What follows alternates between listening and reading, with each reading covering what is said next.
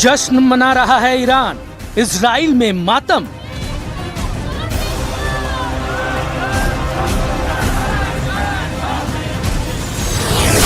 Trump का वादा Netanyahu तोड़ेंगे।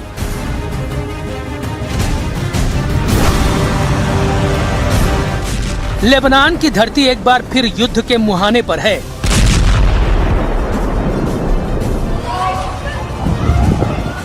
सीज फायर के बाद भी इजराइल रुकने को तैयार नहीं, तो दूसरी तरफ हिजबुल्लाह भी बदले की आग में लगातार हमले कर रहा है।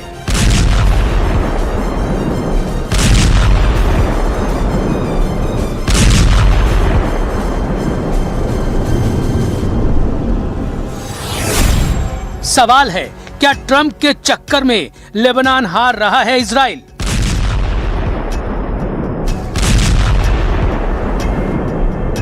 सीज फायर के बाद भी क्यों हमला कर रहा है इजराइल? इस जंग में क्या है हिजबुल्लाह की भूमिका? क्या लेबनान पर अटक गई है ईरान की शर्त? इजराइल के प्रधानमंत्री नेतन्याहू ने साफ कहा है कि यूएस ईरान के बीच 2 हफ्ते का सीज फायर लेबनान पर लागू नहीं होता। इसके जवाब में ईरान ने कहा कि तेहरान किसी भी डील को तभी स्वीकार करेगा जब इजराइल लेबनान पर हमले रोक दे।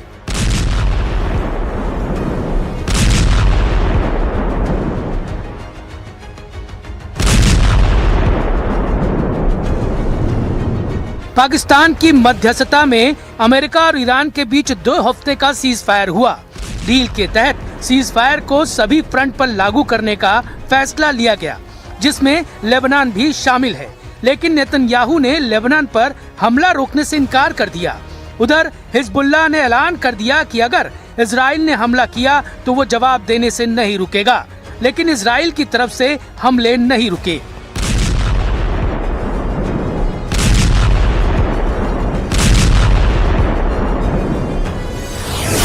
दक्षिणी लेबनान में इजराइल ने टायर और आसपास के इलाकों को टारगेट किया। सिडोन शहर को निशाना बनाया, जबकि बिन जब्बील के आसपास स्ट्राइक की। इससे पहले दक्षिण लेबनान में हिजबुल्लाह तक पहुंचने वाली मदद को रोकने के लिए इजराइल ने नितानी नदी पर बने ब्रिज को उड़ा दिया था।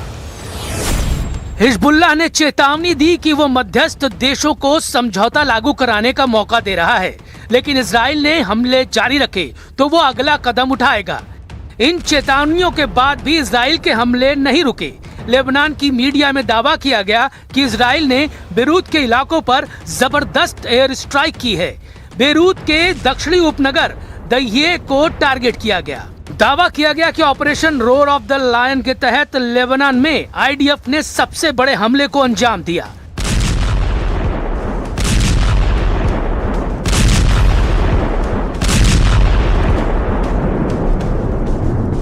מהלומת פתע מאות מחבלי חיזבאללה במפקדות ברחבי לבנון. זוהי המכה המרוכזת הגדולה ביותר שסופג החיזבאללה מאז מבצע הביפרים. 10 मिनट में 100 कमांड सेंटर और हिजबुल्लाह के सैन्य ठिकानों को टारगेट किया गया। इसमें हिजबुल्लाह के इंटेलिजेंस हेडक्वार्टर और हमले की योजना बनाने वाले मुख्य ठिकाने भी शामिल हैं। दावा है कि हमले में हिजबुल्लाह की सबसे खतरनाक रदवान फोर्स और एयर यूनिट को टारगेट किया गया। ये वो यूनिट है जिसकी तरफ से इजराइल में मिसाइल और ड्रोन अटैक को अंजाम दिया गया। आईडीएफ के मुताबिक उनका एक्शन कई हफ्तों की प्लानिंग और सटीक इंटेलिजेंस पर आधारित था। यहाँ टेल अवीव है, यहाँ पे कोई सायरन नहीं हो रही है। नॉर्थ में जो है हो सकती है, लेकिन अभी कोई सायरन वहाँ पे नहीं बजी है, क्योंकि हिजबुल्लाह जब अटैक करता है तो अक्सर नॉर्थ इसराइल पे करता है, क्योंकि वहां पर जो भी है, खासतौर से किरियात शमोना का जो एरिया है वो बहुत ज्यादा प्रभावित हुआ है। वहां पे लोग जो है डिस्प्लेस हुए हैं, वहां पे लोग घरों में नहीं है। 10,000 से ज्यादा लोग जो है नॉर्थ से शिफ्ट हो चुके हैं। और दूसरी तरफ से लेबनान में भी काफी तबाही हुई है। 1.3 मिलियन पीपल यानी 13 लाख लोग जो है वो अभी तक बताया जा रहा है कि वो डिस्प्लेस हुए हैं। तो वहां पे जिस तरीके का ऑपरेशन चलाया जा रहा है, खासतौर से इस्राइली फोर्सेस की तरफ से। ऐसा लगता है कि शायद वो बहुत जल्द बंद नहीं होगा। हिजबुल्लाह इजराइल की सबसे बड़ी टेंशन है। यही ग्रुप है जो इजराइल के गाजा पर हुए हमले के बाद सबसे पहले एक्टिव हुआ था। अब वो इस ग्रुप को खत्म करना चाहता है, हिजबुल्लाह की ताकत को पूरी तरह खत्म करना चाहता है। लेकिन सवाल है कि हिजबुल्लाह को इजराइल से लड़ने की ताकत कहां से मिलती है। हिजबुल्लाह लेबनान का एक ताकतवर शिया मुस्लिम राजनीतिक और लड़ाका ग्रुप है। इसे ईरान का फुल सपोर्ट है।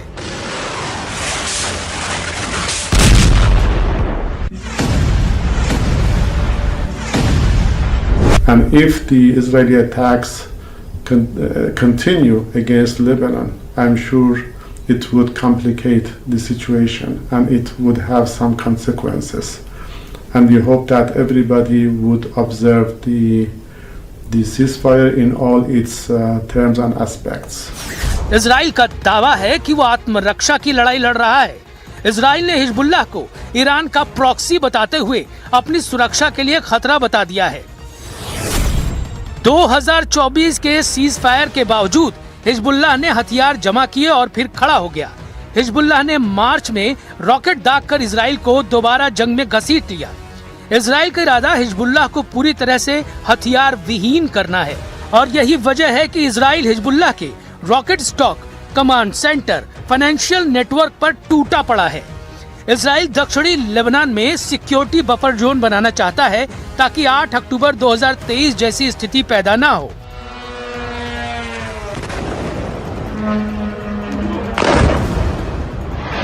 Oh my God!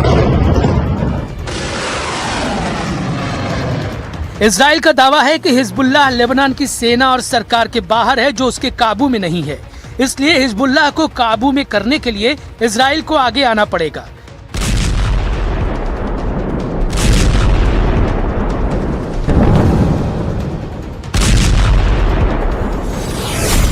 इजराइल ने अब तक हिजबुल्लाह के 3500 से ज्यादा टारगेट्स पर हमले किए हैं, जबकि 1000 से ज्यादा हिजबुल्लाह लड़ाकों को मारने का दावा किया है।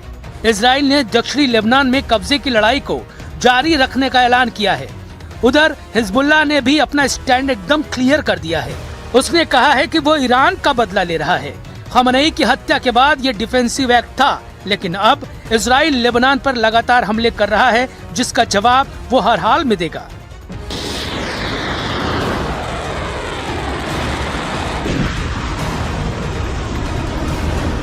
उधर सीज फायर के ऐलान के तुरंत बाद बहरीन के मनामा धमाके की आवाज सुनी गई।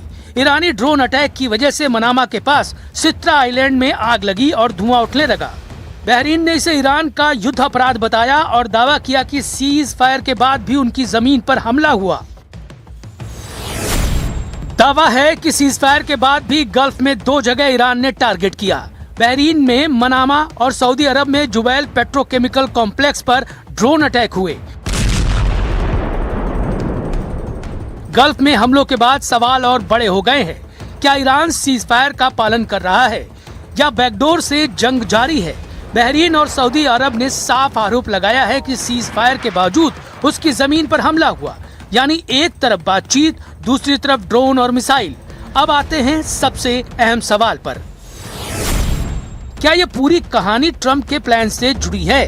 ट्रंप ने दावा किया था कि 2 हफ्ते में हालात कंट्रोल में होंगे, लेकिन जमीन पर जंग फैलती गई। इजराइल सीज फायर नहीं मान रहा, ईरान शर्तें जोड़ रहा है और हिजबुल्लाह हमले आगे बढ़ा रहा है। तो सवाल है कि क्या ट्रंप का प्लान फेल हो गया? और यहीं पर एंट्री होती है बेंयामिन नेतन्याहू की। नेतन्याहू साफ कर चुके हैं कि लेबनान पर सीज फायर लागू नहीं होता। मतलब इजराइल इस जंग को अपनी शर्तों पर लड़ रहा है। उसका फोकस क्लियर है, हिजबुल्लाह खत्म करो, बॉर्डर सिक्योर करो और ईरान के नेटवर्क को तोड़ो। लेकिन असली खेल इससे भी बड़ा है। ये सिर्फ इजराइल वर्सेस हिजबुल्लाह नहीं है, ये इजराइल वर्सेस ईरान है, ये अमेरिका वर्सेस ईरान है और ये मिडिल ईस्ट की पावर स्ट्रगल है, जहां हर देश अपने अपने मोहरे चला रहा है। इससे बड़ा खतरा अब ये है कि अगर हिजबुल्लाह फुल स्केल वॉर में उतरता है या ईरान सीधे मैदान में आता है, तो ये लड़ाई पूरे मिडिल ईस्ट को जला सकती है। और इस जंग की सबसे बड़ी कीमत लेबनान के आम लोग चुका रहे हैं। शहर खाली हो रहे हैं, घर मलबे में बदल रहे हैं, वहीं इजराइल में भी सायरन, बंकर और डर का माहौल है। अब सबसे बड़ा सवाल है कि क्या इजराइल जानबूझकर जंग बढ़ा रहा है? क्या हिजबुल्लाह सिर्फ ईरान का हथियार है? और क्या सीज फायर सिर्फ दिखावा है? सीज फायर के बाद भी अगर मिसाइलें चल रही हैं तो ये साफ है कि जंग रुकी नहीं है, बस उसका नाम बदल गया है। और अब सवाल ये है कि क्या ये लड़ाई यहीं रुकेगी या मिडिल ईस्ट एक और बड़ी जंग की तरफ बढ़ रहा है?